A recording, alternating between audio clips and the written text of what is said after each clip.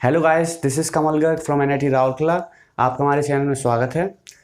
आज की वीडियो में हम बात करेंगे इनवर्स ट्रिग्नोमेट्रिक फंक्शंस, जो चैप्टर है सेकंड क्लास 12 मैथमेटिक्स का।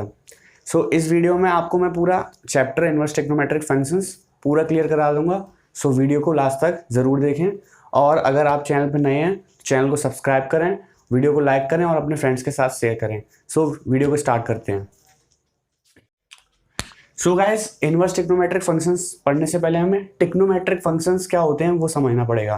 ट्रिग्नोमेट्रिक फंक्शंस क्या क्या होते हैं अपने ट्रिग्नोमेट्रिक फंक्शंस।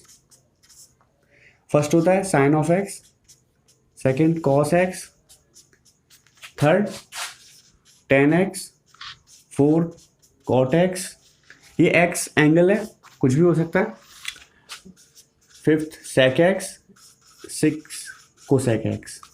ये हो गए हमारे ट्रिग्नोमेट्रिक फंक्शंस। अब इनवर्स ट्रिग्नोमेट्रिक फंक्शंस क्या होते हैं, इनका इनवर्स, इस फंक्शन का इनवर्स मैंने आपको रिलेशन एंड फंक्शन जो वीडियो थी उसमें समझाया था उस चैप्टर में कि हमें इनवर्स कैसे निकालते हैं। अभी मैं डायरेक्ट बता रहा हूँ और आपको समझना तो उस वीडियो को देख लें, आई बटन में लिंक होगी। मैंने बताया था जैसे f x equals to sine x माना मैंने। इसका इनवर्स क्या होगा, इनवर्स कैसे लिखते हैं, जैसे एफ इनवर्स एक्स क्या होगा, साइन इनवर्स एक्स। ओके, ये मैंने कोई जी ऑफ एक्स मान लिया। कोई बोलेगा मुझसे एफ एक्स का इनवर्स क्या है, वो होगा g of x equals to sine inverse x. इसी फंक्शन को हम बोलेंगे इनवर्स ट्रिग्नोमेट्रिक फंक्शन। ओके, ऐसे ही फिर कॉस का क्या होगा, कॉस इनवर्स एक्स होगा, टेन का क्या होगा, टेन इनवर्स एक्स, कॉट का कॉट इनवर्स एक्स, सेक का सेक इनवर्स एक्स, कोसेक का कोसेक इनवर्स एक्स। ओके, ये हो गए इनवर्स ट्रिग्नोमेट्रिक फंक्शंस। ट्रिग्नोमेट्री का इनवर्स होगा वो ही ट्रिग्नोमेट्रिक फंक्शंस का जो इनवर्स होगा वो होगा inverse trigonometric function.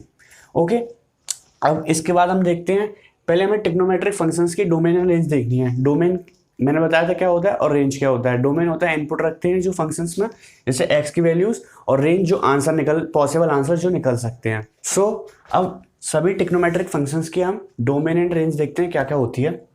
Sine x, x मतलब जो डोमेन होगा जो वैल्यू पुट कर सकते हैं, रेंज मतलब जो आंसर आएगा। ओके, जैसे y equals to sine x है तो जो y की पॉसिबल वैल्यूज होंगी वो रेंज हो जाएंगी, और x की जो पॉसिबल वैल्यूज हम इनपुट कर सकते हैं वो होंगे हमारी डोमेन। देखते हैं, साइन एक्स है उसमें हम रियल नंबर्स कोई भी इनपुट पुट कर सकते हैं। मतलब x, जैसे हम ग्राफ देखेंगे, साइन एक्स का ग्राफ क्या होता है, ये एक्स एक्सिस, ये y axis. Okay, sine x का ग्राफ क्या होता है, कुछ ऐसे होता है। ये इनफाइनाइट तक जा रहा है, प्लस इनफाइनाइट एक्स तक, और ये माइनस इनफाइनाइट, बट इसकी जो रेंज है वो -1 से 1 में वेरी कर रही है ओनली। साइन 90 की वैल्यू कितनी होती है, मैक्सिमम 1, एंड साइन 0 की वैल्यू 0, एंड साइन -π/2 की कितनी होती है, -1। ओके, क्वाड्रेंट से देखेंगे, क्वाड्रेंट देखना आता है, इसमें सभी पॉजिटिव होते हैं ट्रिग्नोमेट्रिक फंक्शन, इसमें साइन एंड कोसेक पॉजिटिव होते हैं और सब नेगेटिव, इसमें टेन एंड कॉट पॉजिटिव होते हैं और इसमें कॉस एंड सेक पॉजिटिव होते हैं फोर्थ क्वाड्रेंट में। ओके, एक चीज़ थोड़ा ध्यान रखने की है, फर्स्ट क्वाड्रेंट में सभी ट्रिग्नोमेट्रिक फंक्शंस पॉजिटिव होते हैं।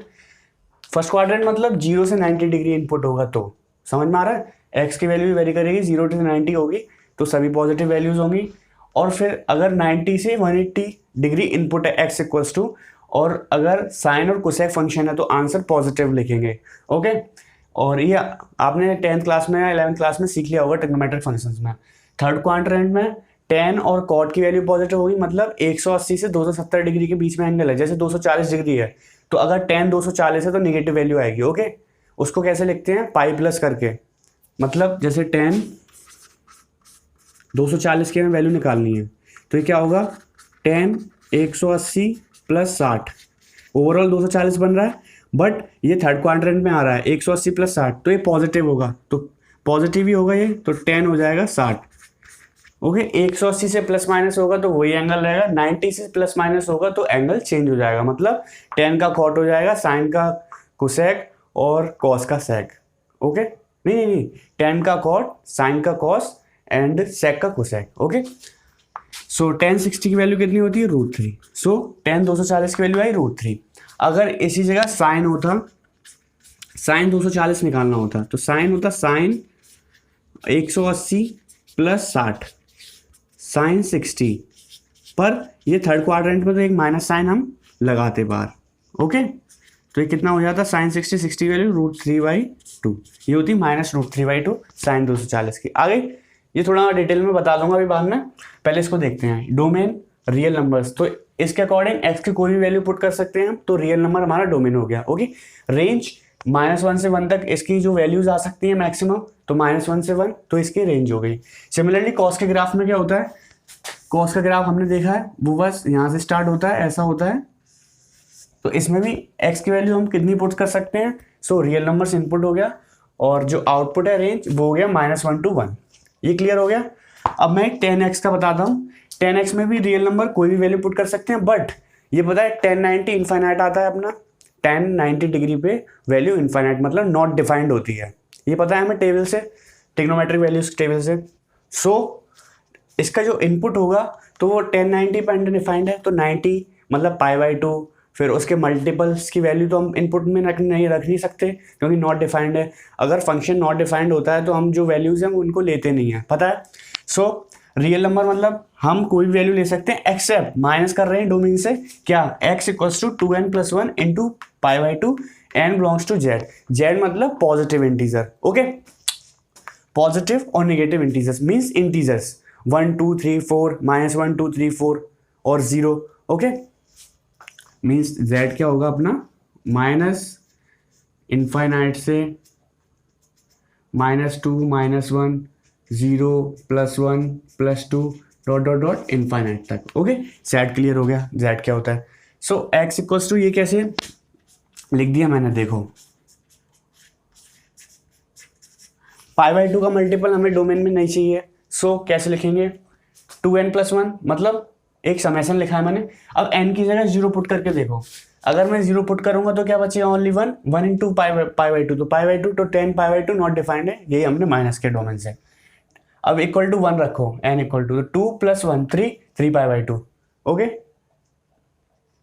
-1 रखेंगे तो -2 + 1 -1 × π/2 10 - π/2, तो π/2 के मल्टीपल्स बन रहे हैं।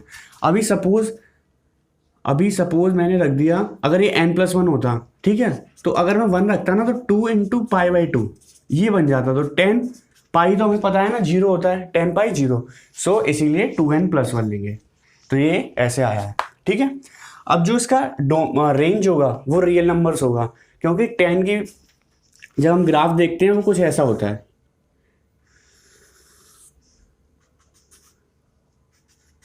ये क्या है 10 0 पे 0 एंड ये π/2 एंड -π/2। सिमिलरली ग्राफ फॉलो करता है लेफ्ट पे और राइट पे, जैसे कैसे एक बार बता देता हूँ, ये π/2 पे है, ये हो जाएगा 3π/2 and this one is pi, okay. ऐसे इधर फॉलो करेगा, -π पे इधर आएगा और इससे टच हो गए। ये क्या है, ये एसिम्पटोट्स हैं, ये एसिम्पटोट्स हैं, π/2 3π/2 पे ये एसिम्पटोट्स आती हैं। एसिम्पटोट क्या होती हैं, ग्राफ को इनफाइनाइट पे जाके टच करती हैं एसिम्पटोट्स, ओके। सो ये देख रहे हो, ये जो y है, जो हमारा रेंज होता है y, ये कहाँ तक जा रहा है, इनफाइनाइट तक, प्लस इनफाइनाइट तक जा रहा है, और ये जा रहा है इधर -इनफाइनाइट तक।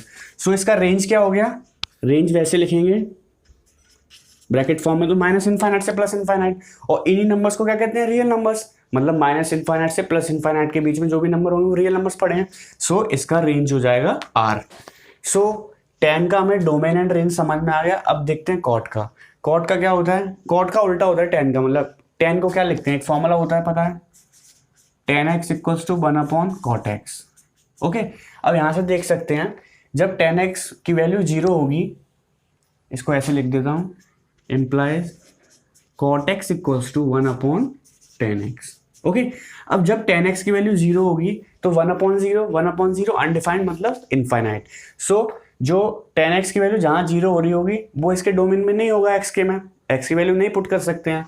सो 10x कहाँ पे 0 होता है अपना, 10x 0 पे 0 होता है, पाई पे 0, -π पे, मतलब पाई के मल्टीपल पे 10x 0 होता है। सो पाई के मल्टीपल पे 10x 0 होता है, तो क्या लिखेंगे डोमेन में, r मतलब r की वैल्यू पुट कर सकते हैं, और इसमें से कौन सी वैल्यू पुट नहीं कर सकते, x = n π, वेयर n होगा z मतलब इंटीजर वैल्यू, ओके। कैसे, जैसे x की वैल्यू में 0 रखता हूँ, तो 0 इंटू पाई 0 आएगा, तो एक्स नॉट, एक्स को 0 नहीं रख सकता मैं, अगर 1 रखता हूँ तो पाई आएगा, -1 रखता हूँ तो माइनस पाई, ऐसे करके पाई के मल्टीपल आएंगे, जो वैल्यू मैं पुट नहीं कर सकता वो उसके डोमेन में नहीं होगी। ग्राफ से थोड़ा देख लेते हैं, कॉट एक्स का ग्राफ क्या होता है। कॉट एक्स का ग्राफ कुछ ऐसा होता है, ये होता है अपना π/2। अब देखो यहाँ पे जहाँ tan x की वैल्यू इनफाइनाइट होगी वहाँ पे cot x की वैल्यू 0 होगी। कैसे? 1/∞ क्या होता है? 1/∞ होता है 0। ओके, सो 1/∞ 0 होता है, तो जहाँ पे tan x की वैल्यू इनफाइनाइट बन रही थी अपनी, कहाँ पे बन रही थी? π/2 के मल्टीपल पे, π/2 -π/2 3π/2। ओके, तो वहाँ पर अपना ये 0 होगा। सो ये इनफाइनाइट जा रही है और ये 0 पे इनफाइनाइट जा रही है। ऐसे ही सिमिलर ग्राफ इधर आ जाएगा, ये π/2 माइनस के, ऐसे ही ये इधर 0 इनफाइनाइट जा रही है, कहाँ पे? -π पे, यहाँ पे पाई पे 0, पाई पे इनफाइनाइट जा रही है और 0 पे इनफाइनाइट जा रही है। ये अपना कॉट एक्स का ग्राफ है। ओके, सो इसका रेंज क्या है? ये देखो इनफाइनाइट तक जा रहा है इधर, और ये भी इनफाइनाइट तक जा रहा है, तो y की वैल्यू तो -∞ से +∞ वेरी कर रही है, तो क्या होगा?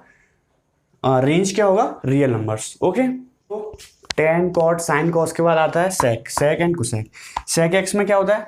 एक फॉर्मूला बताता हूँ। sec x क्या होता है? इक्वल्स टू होता है 1/cos x के। ओके, अब cos x जहाँ पे 0 बन रहा होगा वो अनडिफाइंड हो गया। cos x कहाँ पे 0 बनता है? 90 डिग्री पे, है ना? cos 90 मतलब cos π/2, cos -π/2, cos 3π/2, π/2 के मल्टीपल पे ये 0 बनता है, तो 1/0 क्या आएगा? इनफाइनाइट, तो ये अनडिफाइंड होगा। तो x की जो वैल्यू π/2 के मल्टीपल पे होंगी वो इसके डोमेन में नहीं होंगी sec x के। सो सिमिलरली π/2 के डोमेन tan x की भी नहीं थी, तो सिमिलर लिख देंगे r minus x equals to 2n + 1 into π/2 where n belongs to z क्या अपना? इंटीजर्स। ओके, ये हो गया। तो इसका अब डोमेन रेंज क्या आएगा? रेंज होगा r minus open bracket -1 to 1। अब ये मैं बताता हूँ कैसे होगा। cos x की रेंज क्या थी? -1 से 1। ठीक है, ध्यान देना थोड़ा। अब जो cos x की रेंज है sec x इक्वल्स टू क्या है? 1/cos x। अब देखो यहाँ पे -1 से 1 वेरी करेगी वैल्यू। अगर 1 से वैल्यू छोटी है, ये -1 और ये 1, ये 0। अब वैल्यू इसके बीच में है, -1 से 1 के बीच में। अगर 1 या -1 से वैल्यू छोटी है तो नीचे वाली डिनोमिनेटर छोटी हुई, 1 से छोटी हुई, तो ऊपर वाली वैल्यू बढ़ जाएगी, मतलब 1 से बड़ी होगी हमेशा, और -1 से उधर छोटी होगी। मतलब समझ में आ रहा है क्या कह रहा हूँ मैं? जैसे हम 0 से 1 तक चेक करते हैं, कंफ्यूजन खत्म हो जाएगा। ये 0, ये 1। अगर मैं सपोज 0.5 वैल्यू रख रहा हूँ, अगर मैं डिनोमिनेटर ही तो है, डिनोमिनेटर में मैं 1 से वैल्यू छोटी रखूंगा तो ऊपर वाली जो ओवरऑल आंसर आएगा वो हमेशा 1 से बड़ा आएगा। सिंपल मैथ है। अगर मैंने 0.5 रखा तो 1/0.5 2 आ गया आंसर। कभी ये 1 से छोटा आंसर नहीं आएगा। सो sec x की जो आंसर होगी, अब इसी जगह मैं रखता हूँ 10 अपॉन माइनस के 0.5, तो आंसर क्या आएगा? -2। सो ये -1 से और 1 दोनों के इधर होगी वैल्यू। जैसे मैं बनाता हूँ नंबर लाइन, तो मेरा जो आंसर आएगा वो यहाँ से +∞ और -∞, मतलब ये डोमेन में नहीं होगा मेरे -1 से 1 रेंज में, सॉरी। सो r रियल नंबर -1 से 1 ये हमारे आंसर में नहीं होगा, -1 से 1 ओनली रियल नंबर्स होंगे। सिमिलरली cosec x सॉल्व करेंगे, मैं ओरली बता देता हूँ। ये 1/sin x के इक्वल होता है। ओके, अब 1/sin x मतलब जहाँ पे sin x 0 होगा वो यहाँ पे डिफाइन नहीं होगा इसके लिए, cos x के लिए, क्योंकि इसके लिए भी एक फॉर्मूला होता है, cosec x equals to 1/sin x। ठीक है, अब जहाँ पे sin x 0 होगा वहाँ पे ये अनडिफाइन होगा। अब sin x कहाँ 0 होता है? 0 पे, पाई पे, -पाई पे, पाई के मल्टीपल पे 0 होता है, तो cosec x equals to n pi minus हो जाएगा रियल नंबर से, ये हो जाएगा। अब सिमिलरली sin x की रेंज क्या है? -1 से 1। सिमिलरली हम सॉल्व करेंगे यही तरीके से, हम कह सकते हैं r -1 से 1 इसकी रेंज होगी। ओके, इसके बाद तुम्हारे मतलब पूरा क्लियर हो जाएगा डोमेन रेंज कैसे निकालते हैं, ग्राफ से कैसे निकालते हैं, कैलकुलेट करते हैं, पूरा टिक्नोमेट्रिक फंक्शंस क्लियर हो गया। तो गाइस, अब टिक्नोमेट्रिक फंक्शंस पढ़ने के बाद अब हम बात करेंगे इनवर्स टिक्नोमेट्रिक फंक्शंस के डोमेन एंड रेंज की। ओके, सिमिलर तरीके से देखेंगे। अब इनवर्स टिक्नोमेट्रिक फंक्शन मैंने एक बार बताया था, फंक्शंस की जब वीडियो बनाई थी उसमें फंक्शंस पढ़ाया था कि जो उसका डोमेन एंड रेंज होता है वो रेंज उसका डोमेन हो जाता है, बट डोमेन चेंज हो जाता है। मतलब जैसे कोई फंक्शन है f, उसका a to b है, ए टू बी, ये हो गया डोमिनेंट रेंज। जो अब इसका क्या होगा, जी फंक्शन है कोई जो इसका इनवर्स है आपका, सो इसका क्या होगा, बी डोमेन हो जाएगा, बट ये सी रेंज कुछ अलग आएगी, बट जो इसका रेंज है वो इसका डोमेन हो जाएगा। सो यहाँ पर देखते हैं कैसे। Sign inverse x, sign x का रेंज क्या था, -1 से 1, सो इसका डोमेन हो गया -1 से 1। ऐसे ही कॉस इनवर्स एक्स का, कोसेक का क्या था, रियल -1 से 1 रेंज थी, ये इसका डोमेन हो गया। सेक का भी ये हो गया, टेन का आर का, ये समझ में आ गया, डोमेन हो गया। डोमेन कैसे हो गया एक बार बता देता हूँ, जैसे y equals to sine x था, ओके। अब ध्यान से देखना, y equals to sine x, इस कंडीशन में y के लिए x है, x मतलब इनपुट मतलब डोमेन, ठीक है। अब इसको हम इनवर्स में लिख सकते हैं, जैसे x की वैल्यू निकालनी है तो इसको मैं साइन को उधर भेज दूंगा, तो साइन इनवर्स y ऐसे लिख सकते हैं। या फिर इसको और मैं सिंप्लीफाई करूं तो ऐसे लिख सकता हूँ, 1 साइन फंक्शन ऐसे नीचे चला गया समझने के लिए, बाई इधर है, अब नीचे है डिनोमिनेटर में, तो ऊपर लिखूंगा तो पावर माइनस में आ जाएगी, तो sine -1, okay, sine inverse y ऐसे लिख सकता हूँ, समझाने के लिए बस समझाया। So x equals to sine inverse y। अब यहाँ पे देखो, साइन इनवर्स y एक फंक्शन हो गया, ओके। बाई इसका पहले, इसका साइन x का क्या था बाई, रेंज, अब इसका बाई क्या हो गया, साइन इनवर्स फंक्शन के लिए डोमेन, समझ आ रहा है, जो इसका रेंज था वो डोमेन बन चुका है, ठीक है। तो सारे डोमेन सेम आया। अब रेंज की बात करते हैं, ये सारी रेंज पता किस में लिखी है, प्रिंसिपल वैल्यू ब्रांच में लिखी है। प्रिंसिपल वैल्यू ब्रांच क्या मतलब होता है, एक साइकिल, मतलब जैसे हमारा साइन एक्स था फंक्शन, उसका ग्राफ क्या था, कुछ ऐसा था, बट मुझे एक प्रिंसिपल वैल्यू ब्रांच लेनी है, मतलब एक साइकिल कंप्लीट कब होगी। जैसे हम फ्रीक्वेंसी वाले में देखते हैं कि एक साइकिल की फ्रीक्वेंसी कितनी है, एक साइकिल, मतलब एक साइकिल देखनी है इसमें। सो एक साइकिल के लिए मतलब ये प्रिंसिपल वैल्यू ब्रांच के लिए रेंज है, रेंजेस -π/2 π/2, 0 से पाई, -π/2 से π/2, -0 क्यों है, कोसेक इनवर्स -1 से 1 के बीच में नहीं होगा, मतलब -1 और 1 नहीं हो सकता, ये -1 1 नहीं हो सकता, तो ये 0 के इक्वल नहीं आएगा, ठीक है। और ये एक सेक के लिए भी ये कंडीशन है, -π/2 के इक्वल नहीं होगा, 10 के लिए -π/2 एंड π/2 के बीच की वैल्यूज नहीं होंगी इसमें, ओके। और ये 0 से पाए, ये थोड़ा ग्राफ देख लेना आप इनवर्स ट्रिग्नोमेट्री का, तो उससे समझ आएगा। अगर मैं ग्राफ से और समझाऊंगा वीडियो बहुत बड़ी हो जाएगी। सो अब एक एग्जांपल देखते हैं कैसे सॉल्व करना है इनवर्स ट्रिग्नोमेट्री का। जैसे एग्जांपल बुक का ही है एनसीईआरटी का, साइन इनवर्स 1/√2 की हमें प्रिंसिपल वैल्यू पता करनी है। अभी मैंने बताया था प्रिंसिपल ब्रांच वैल्यू की रेंज दी है कि प्रिंसिपल वैल्यू के अंडरलाई करेंगे ये सारी। सो साइन इनवर्स 1/√2, सो इसको कैसे लिख सकते हैं, ऐसे मैंने y इक्वल्स टू लिखा साइन इनवर्स 1/√2, ओके, इनवर्स को उधर भेज दिया, तो साइन y इक्वल्स टू कितना आ गया 1/√2, ठीक है। अब एक चीज हमें पता है, प्रिंसिपल वैल्यू ब्रांच में साइन इनवर्स का रेंज क्या होता है, रेंज अभी पढ़ा था क्या था, -π/2 से प्लस के π/2, ये इसका रेंज था। मतलब जो हमारा आंसर आएगा ये कुछ मान लो x इक्वल्स टू जो आंसर आएगा ये x की वैल्यू वो -π/2 से π/2 के बीच में बिलोंग करनी चाहिए प्रिंसिपल वैल्यू रेंज के। सो अब हमें पता है साइन 45 डिग्री और π/4 साइन π/4 एक ही बात है कि वैल्यू किसके इक्वल होती है 1/√2 के।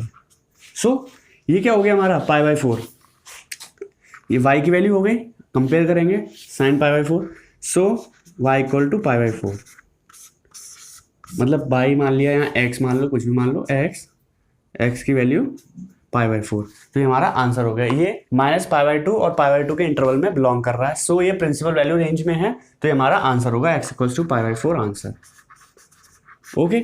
ऐसे में कुछ एक और एग्जांपल ले लेता हूँ, जैसे मुझे निकालनी है वैल्यू tan इनवर्स 1 की, इसको मैंने किसके मान लिया इक्वल x के, सिमिलरली करते चले जाएंगे 1 इक्वल्स टू 10x, ये हो गया। प्रिंसिपल वैल्यू रेंज कितनी होती है उसकी 10x की -π/2 से π/2, ओके।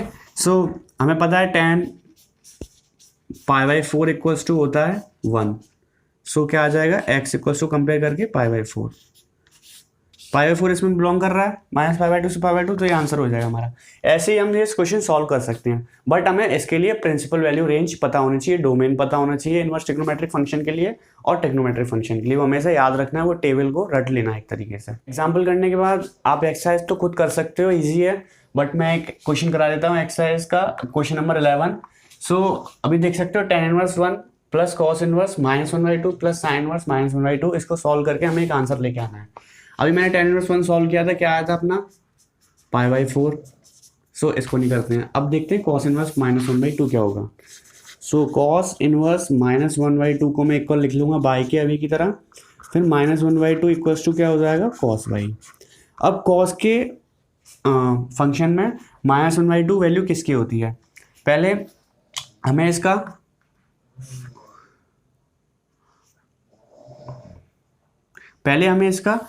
cos y का मतलब cos इनवर्स y का प्रिंसिपल वैल्यू रेंज पता होना चाहिए। वो क्या है 0 से पाई। ओके 0 से पाई मतलब नेगेटिव वैल्यूज नहीं हो सकती हैं इसकी y की। ठीक है, अब क्या करना है अपन को, -1/2 पहले हम 1/2 के लिए लिखते हैं, तो माइनस एक साइन बाहर लगा लेते हैं। cos 1/2 किसके लिए होती है π/3, मतलब 60 डिग्री के लिए 1/2 cos 60 क्या होता है,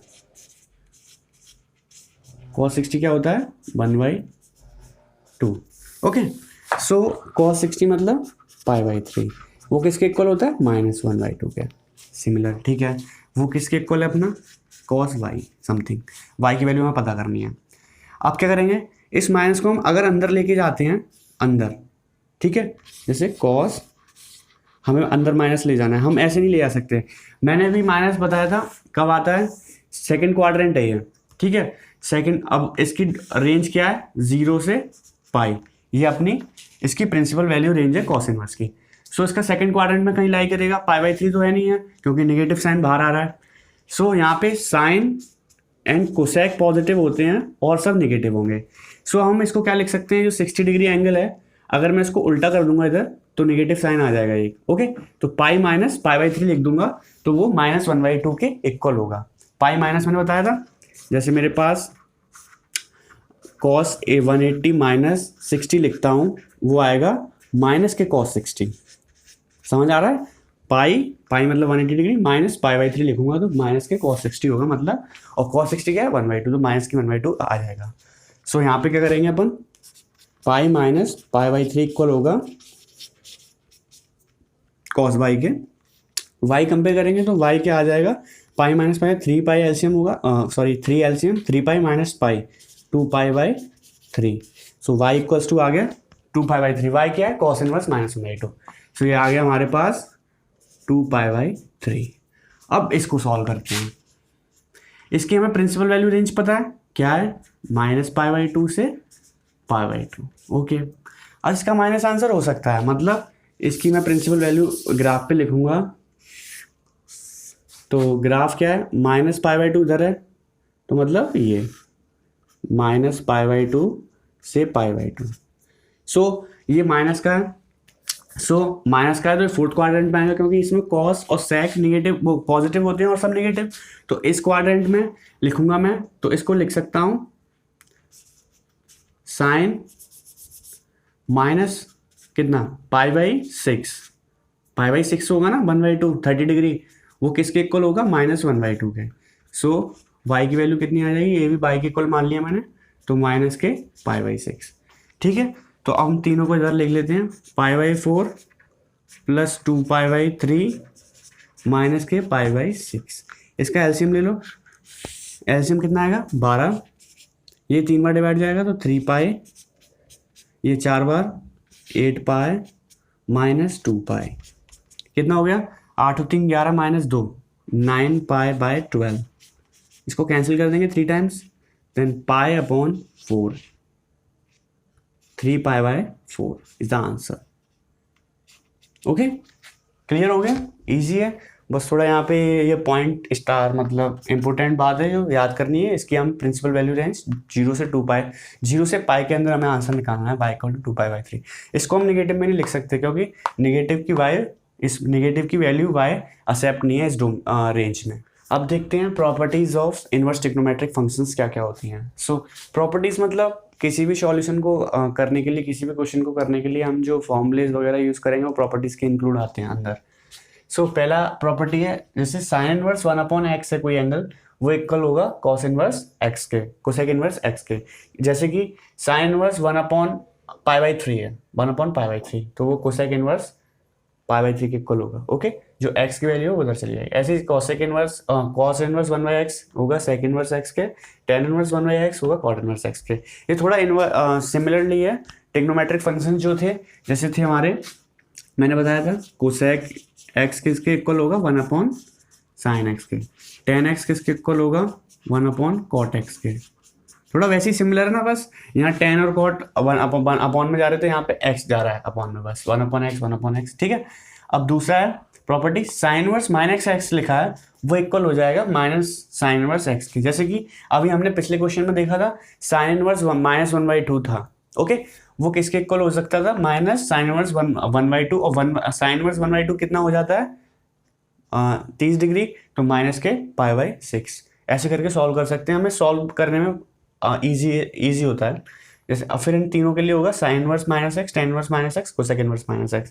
अब इन तीनों को याद करने का तरीका एक बताता हूँ। जैसे जिसमें साइन आ रहा है ऊपर न्यूमरेटर में, और या फिर नीचे, मतलब इन तीनों को याद करने का तरीका बताता हूँ। जैसे जिसमें साइन आ रहा है, जैसे साइन इनवर्स में साइन -x, ठीक है। टेन में अपना आता है टेन एक्स का फॉर्मूला क्या होता है ट्रिग्नोमेट्रिक फंक्शन में, sine x upon cos x। तो साइन ऊपर प्रायर है, तो साइन जो होगा टेन इनवर्स -x, मतलब -10x। साइन आ रहा है तो इसमें भी -10 इनवर्स x होगा। कोसेक इनवर्स के केस में कोसेक x ये ऊपर ही लिखा है 1/sin x, तो साइन x का साइन चेंज होगा तो कोसेक का भी साइन वही चेंज हो जाएगा, तो cosec inverse -x equal to minus के कोसेक इनवर्स x। ओके, अब थर्ड है कॉस इनवर्स -x। अभी हमने पिछले कोई क्वेश्चन में पूरा सॉल्व करके बताया था कैसे आया 2π/3। अगर हमें ये पता होता फॉर्मूला तो हम डायरेक्ट लिख सकते थे। जैसे कोसेक इनवर्स क्या था -1/2 था, 1/2 किस एंगल के लिए इक्वल होता है, किसके लिए इक्वल होता है π/3 के, मतलब 60 डिग्री कॉस के लिए। और माइनस का था तो हम क्या लिख सकते थे direct, minus pi minus cosec inverse 1/2 किसके इक्वल π/3 के, तो पाई माइनस π/3 कितना आ जाता अपना 2π/3। यहाँ से डायरेक्ट सॉल्व करके निकाल सकते थे, हमें थोड़ा लिखना नहीं पड़ता। ऐसी सेक के लिए, ऐसी कॉट के लिए। ओके, अब हमारा फोर्थ प्रॉपर्टी है sine inverse x plus cos inverse x equals to π/2, sine inverse plus cot inverse π/2, cosec plus sec equals to π/2। थोड़ा याद करने का है, साइन के साथ कॉस चलता है पता है, जैसे sine equals to cos 90 minus theta होता है, ये अपन ने पढ़े हैं ना 9th क्लास में फॉर्मूले। जैसे साइन थीटा क्या होता है इक्वल के कॉस 90 माइनस थीटा होता है साइन, तो ये साइन और कॉस साथ में चलते हैं। ऐसे यहाँ पे sign inverse x plus cos inverse x किसके इक्वल हो जाएगा π/2 के, ये थोड़ा ध्यान रखना है। टेन इनवर्स और टेन और कॉट साथ में चलते हैं तो π/2, ये प्रॉपर्टीज है।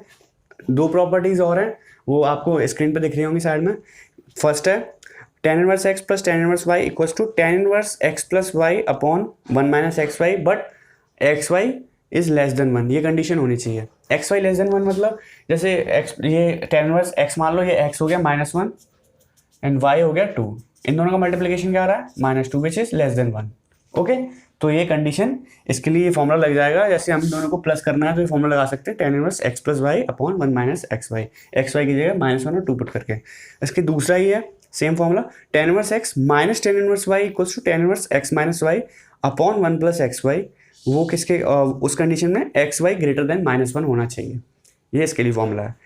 और एक और है तीन कंडीशन के लिए, tan inverse x plus tan inverse y equals to pi plus tan inverse x plus y upon 1 minus xy where xy is greater than 1।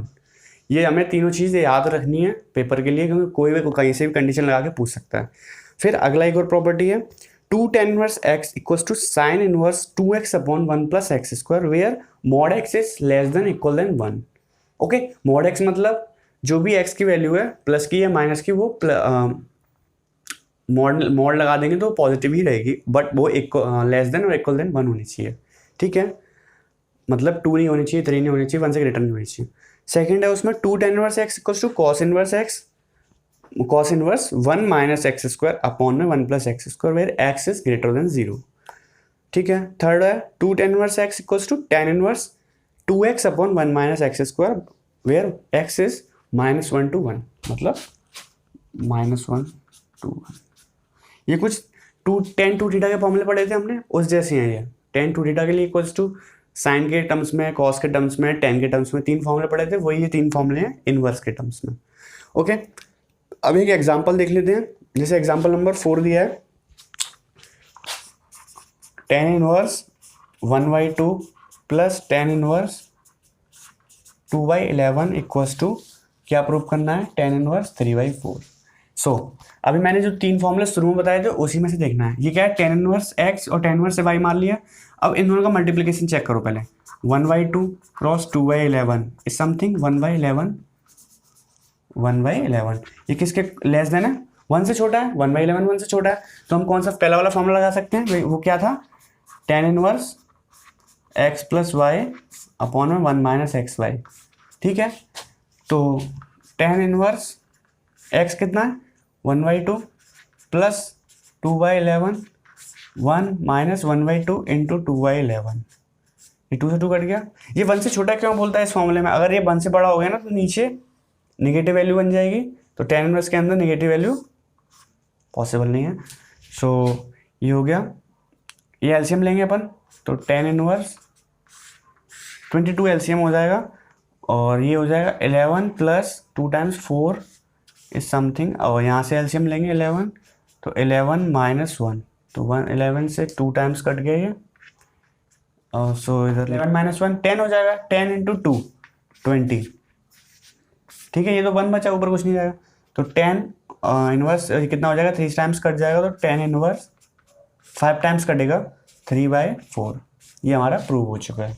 Okay, ऐसे ही करना है, सिंपल है, बस हमें प्रॉपर्टीज और फॉर्मूलेस पता होंगे तो हम 1 सेकंड के अंदर इनवर्स ट्रिग्नोमेट्री का कोई भी सवाल कर सकते हैं। सो आप प्रॉपर्टीज और फॉर्मूलेस यूज करके एक्सरसाइज 2.2 कर सकते हो पूरी, और मिसलेनियस भी। बट तब भी मैं एक क्वेश्चन करा देता हूँ, जैसे क्वेश्चन नंबर 11 2.2 का, इसमें हमें इसका सॉल्यूशन निकालना है। ओके, हमें सिंपल स्टेप ना, इनिशियल स्टेप से फाइनल स्टेप तक जाना है, फर्स्ट एक एक करके स्टेप को। ठीक है, सो पहला स्टेप क्या होगा हमारा, इसको सॉल्व करना है, फर्स्ट ब्रैकेट को।